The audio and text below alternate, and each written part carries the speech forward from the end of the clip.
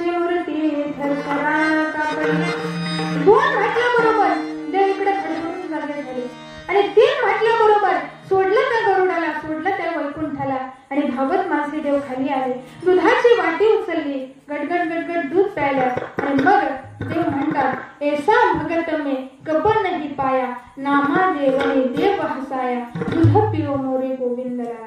म्हणून माणसाचं कसं असतं, माणसाला एखादी गोष्ट फुकट मिळाली की त्या गोष्टीची किंमत नसते, पण खूप त्रासानंतर जर एखादी गोष्ट शक्य झाली तर मात्र त्या गोष्टीची फार किंमत असते.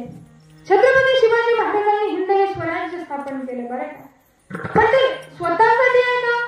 शिवरायांच्या छायेखाली नव्हती कशाची आण, आनंदाने नांदत होते हिंदू मुसलमान.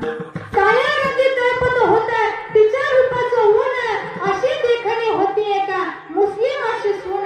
त्या तरुणीला आई म्हणाला राजा तो शिलवाण, आनंदाने नांदत होते हिंदू मुसलमान, आनंदाने नांदत होते.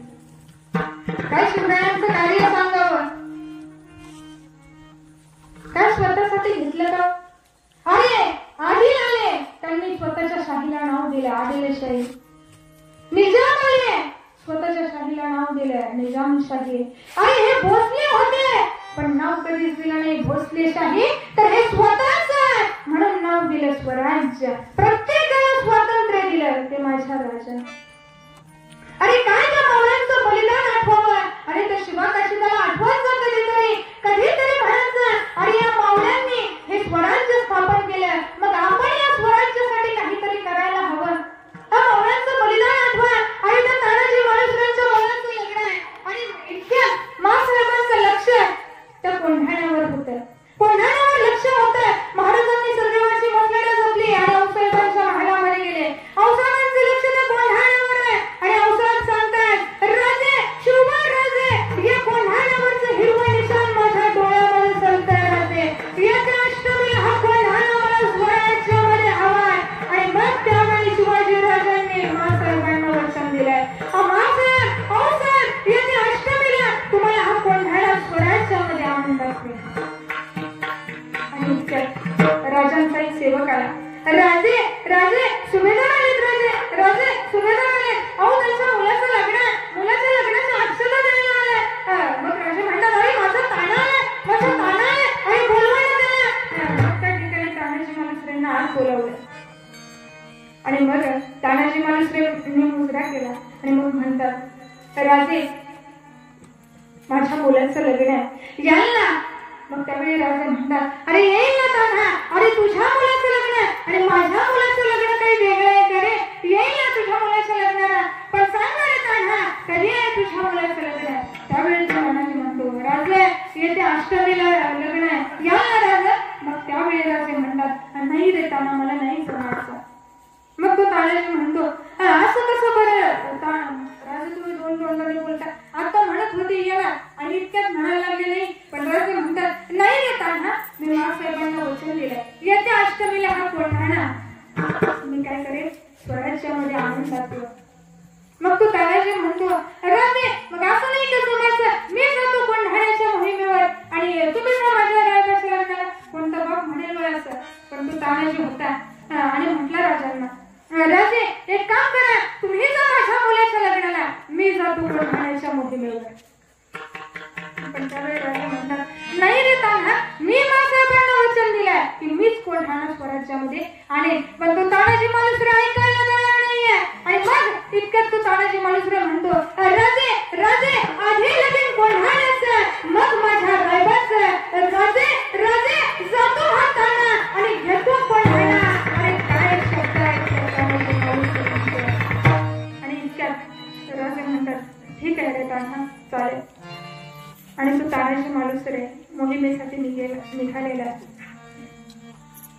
मोहिमेसाठी जात असताना त्याचं एक पाऊल उंबऱ्याच्या बाहेर आहे, एक पाऊल उंबऱ्याच्या आत आहे. आणि इतक्यात तो तानाजी माघारी फिरला आणि म्हणाला राजे तो कोंढाण्याचा किल्लेदार कोण आहे बरं? त्यावेळी राजा म्हणतात अरे त्या कोंढाण्याचा किल्लेदार उदयनभान राठोड. एक वार केला की हात तोडतो, एक वार केला की छाताड तोडतो आणि एक वार केला की ढाल तोडतो. इतका जबरदस्त उदयनभान राठोड. त्यावेळी तो तानाजी म्हणतो राजे असू दे किती पण जबरदस्त तो उदय भान, पण समजा राजे झाला ते ताणाचा त्या उदय भानावर भार आणि त्या उदय भानाचा या ताणावर. आणि जर हा ताणाचा देह जर भारतीवरती पडला ना राजे, तर या ताणाच्या देहाला मिठी मारायला या राजे, या ताणाच्या देहाला मिठी मारायला या. अरे काय मागितलंय. आणि राजे चालले होते, सुभेदार चालले होते त्या ठिकाणी मोहिमेवर. आणि इतक्यात सूर्यादादा आला. म्हणाल्या तानाजी दादा, जसे राम भैया वनवासाला चालला होता ना, तर त्यांच्या सोबत गेला होता, पण माझा लक्ष्मण भैया गेला होता. आता तुम्ही मोहिमेवर चाललाय ना, तर तुमच्या सोबत येणार हा सूर्यादादा. अरे काय आपल्याला शिवचरित्रातून हेच शिकायचं आहे, भावाभावाचं प्रेम कसं असावं. आणि तो त्या ठिकाणी चाललेला. अरे तानाजी मोहिमेवर चाललाय, टिटवी भविष्य सांगत होती, टिटव्या सांगत होता ताना, अरे नको जाऊ पुढे, पुढे गेलास तर तुझा मरणाच आहे, अरे नको जाऊ. पण ताना कोणाचं ऐकायला तयार नाहीये. अरे त्या द्रोणागिरीच्या कडे जवळ आले आणि त्या द्रोणागिरीचा कडा चढायला सुरुवात केली आहे. इतका जबरदस्त तो द्रोणागिरीचा कडा होता. खाली पाहिलं तर स्वर्गाचं दार दिसत होता आणि वरती पाहिलं तर त्या उदय भानाचा नर्क दिसत होता. कसं चढावं हे मावळ्यांना कळत नव्हतं. पण त्यावेळी तानाजी मालुसरांकडे यशवंत घोरपडे नावाचा सरदार होता. मला इतिहासाला खोटं ठरवायचं नाही. अनेक इतिहासकारांनी इतिहास लिहिला, वाचला, सांगितला, पण त्यामध्ये असं सांगितलेलं आहे की तानाजी मालुसरांकडे यशवंत नावाची घोरपड होती. पण तसं नाही, त्यांच्याकडे यशवंत घोरपडे नावाचा सरदार होता. आणि तानाजी मालुसरांनी त्या यशवंत घोरपड्यांना सांगितलेलं आहे, अरे आज तुमची वेळ आलेली आहे, या स्वराज्यासाठी काहीतरी करून दाखवा. आणि त्यावेळी तो तुकडा तुकडा माणूस त्या ठिकाणी खास त्याच्या पोटावरती गडावर चढला. किंवा खाली सोडले. मावळ्यांनी जोरावर चढायला सुरुवात केली आहे. गड चढत होते, दूर घासत होता. मावळे चढत होते, दूर घासत होता. शेवटी घासून घासून घासून दूर तुटला आणि खालच्या मावळ्यांना सुभेदारांनी आवाज दिला, काय झालं. काही नाही सुभेदार, दूर तुटला. पण सुभेदार म्हणतात, असू द्या, तुम्ही वर या, मग बघू आपण. थोडके मावळे तरी वर आलेले आहेत. मावळे वरती गडावर चढले आणि लढाई सुरू झालेली आहे. लढाई सुरू झालेली आहे. सपसप वर होते, रक्ताचे चिरकांडे उडत होते. हर हर हर हर महादेव ती गर्जना घुमत होती. पण त्या ठिकाणी तो उदय भानाचा नौकर त्याच्याकडे गेला आणि म्हणाला, हुजूर हुजूर हुजूर वो तानाजी आया, हुजूर वो तानाजी आया है. तर तो उदय भान म्हणतो, क्या नशा वगैरे करते तू नाही आया हो. नाही हुजूर वो तानाजी आया है. मग त्यावेळी तो उदय भान म्हणतो, काय रे कसा आला तू तानाजी वर. अरे उदय भाण्या, अजून इतिहासालाच नाही कळणार की कसा आला माझा तानाजी वर, तुला काय कळणार आहे. पण माझ्या मावळे वरती गेलेले आहे, तो उदय भान आलाय, हातामध्ये तलवार घेतली होती, सपसप वर करत होता. आणि इतक्यात त्याचं लक्ष गेलं त्या तानाजी मालुसरेंवर लक्ष गेलं. दोघांची लढाई सुरू झाली. तानाजींना वार केला तर उदय भानावर, उदय भानाचा वार झाला माझ्या तानाजी मालुसरेंवर आणि माझे तानाजी मालुसरे खाली पडले आणि मावळे पळायला लागले. अरे सुभेदार पडले, सुभेदार पडले. मग त्यावेळी सूर्यदादाने हुंडा आवडला आणि सांगितलं, ए ढाळांनो, पळतो कुठं. अरे जगायचं कसं शिवाजी राजासारखं. म्हणून तुम्ही लढायला सुरुवात करा. मावळ्यांनी पुन्हा लढायला सुरुवात केली. एकच सिंहाकडे घुमत होती.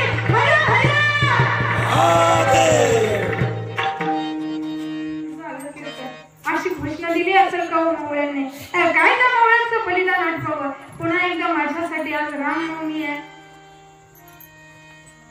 एकदा देणार ना माझ्यासाठी, देणार ना.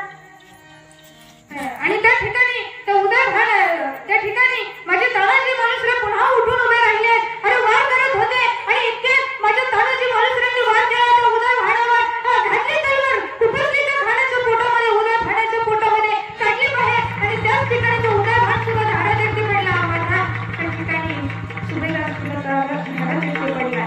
अरे काय मावळ्यांचं बलिदान आठवावं. आणि त्या ठिकाणी तो धारातीर्थी पडला. अरे मावळ्यांनी एका सिंहाला गेली.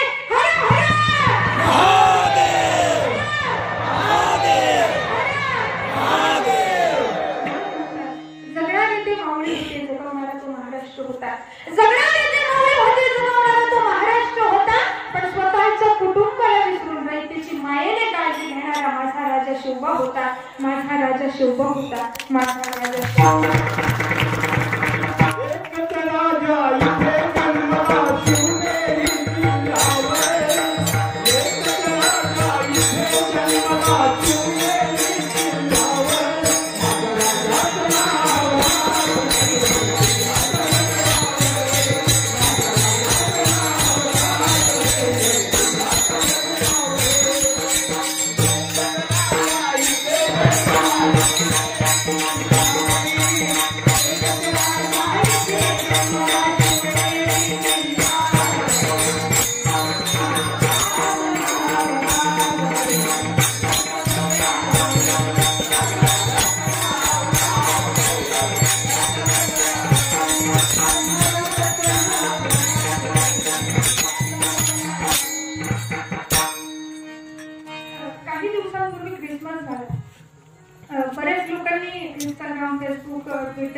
व्हॉट्सअप यांच्या माध्यमातून स्टेटस सुद्धा ठेवले होते. अरे 14 खेळ ठोकल्यानंतर तुम्ही त्यांना येशू ख्रिस्त म्हणता. अरे 40 दिवस त्या औरंगजेबाच्या नरकामध्ये माझा शंभूराजा राहिला होता. अरे आठवा ना माझ्या त्या शंभूराजाची परिस्थिती काय असेल. म्हणून सांगते आताच्या तरुणांना सांगायचंय, आदर्श ठेवायचे तर चांगल्या माणसांचे ठेवा.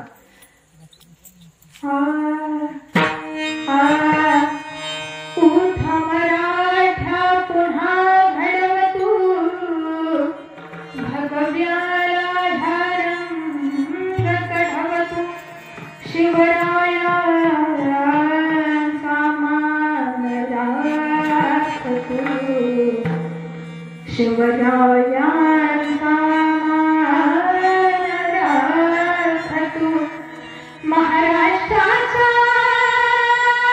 रक्षणासाठी शिवबाळचा अवतार,